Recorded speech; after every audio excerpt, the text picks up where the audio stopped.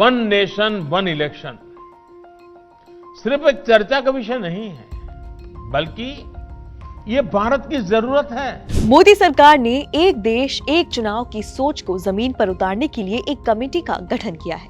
पूर्व राष्ट्रपति रामनाथ कोविंद को इस समिति का अध्यक्ष बनाया गया है।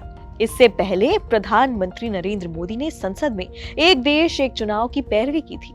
खुद राष्ट्रपति रहे रामनाथ कोविंद भी इसके पक्षधर रहे हैं। हम इस वीडियो में कई सवालों के जवाब तराशेंगे। पहले सवालों के बारे में जान लेते हैं। पहला सवाल ये कि क्या ये देश में पहली बार होगा या ये पहले भी हुआ है। दूसरा सवाल है कि इस सब को लेकर मतभेद क्यों है। और तीसरा सवाल है कि क्या चुनाव आयोग इसके लिए तैयार है।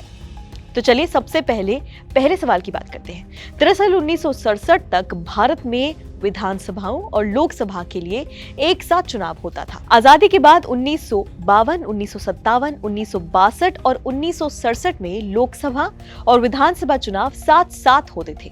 लेकिन 1967 के बाद लोकसभा और विधानसभाएं अलग अलग समय पर भंग होती रहीं, जिसके कारण ये क्रम टूट गया। कुछ विधानसभाओं को 1968 और 1969 में और 1970 में लोकसभा को समय से पहले भंग कर दिया गया। एक दशक बाद 1983 में चुनाव आयोग ने एक साथ चुनाव कराने का प्रस्ताव रखा। हालांकि आयोग ने अपनी वार्षिक रिपोर्ट में कहा था कि तत्कालीन सरकार ने इसके खिलाफ फैसला किया था, यानी 1967 से पहले देश में एक साथ ही चुनाव होते थे। लेकिन तब के हालात और अब के हालात में बहुत अंतर है। तब परिस्थितियां कुछ और थी। जनसंख्या बढ़ गई है, अब सीटें बढ़ गई हैं, अब चुनौतियां भी बढ़ गई हैं। अब केंद्र और राज्यों में अब अलग अलग दल की सरकारें हैं।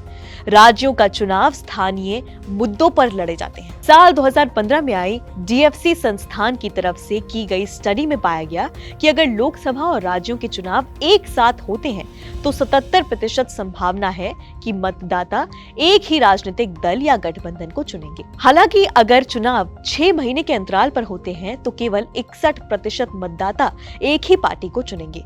यही वजह है कि छोटे दल एक साथ लोकसभा और विधानसभा चुनाव के पक्ष में नहीं होते हैं। एक साथ चुनाव कराने के लिए कई चुनौतियों का सामना भी करना पड़ता है।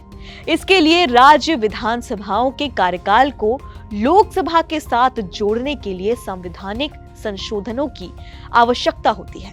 इसके अलावा लोक प्रतिनिधित्व अधिनियम के साथ साथ अन्य संसदीय प्रक्रियाओं में भी संशोधन करने की आवश्यकता होगी।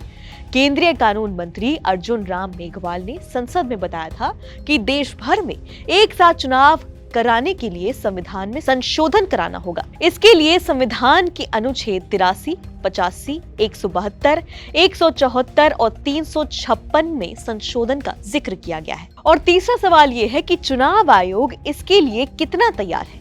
ये सवाल बेहद महत्वपूर्ण है क्योंकि लोकसभा के 543 सीट और 4123 विधानसभा सीटों पर चुनाव कराना बेहद पेचीदा काम है। ये हो सकता है या नहीं, इसकी व्यापक तैयारी करनी पड़ेगी। हालांकि 2022 में चुनाव आयोग ये कह चुका है कि वो ऐसे चुनाव कराने के लिए तैयार है, लेकिन अभी तक इसको लेकर कोई गंभीर प्रयास या शोध नहीं हुए हैं। ये भी सत्य है कि आखिरी बार देश में राज्यों और लोकसभा का चुनाव 57 साल पहले हुआ था एक साथ। तब के हालात और अब के हालातों में जमीन आसमान का अंतर है। लिहाजा किसी भी निष्कर्ष पर पहुंचने से पहले कमेटी की रिपोर्ट का इंतजार करना ही ठीक है।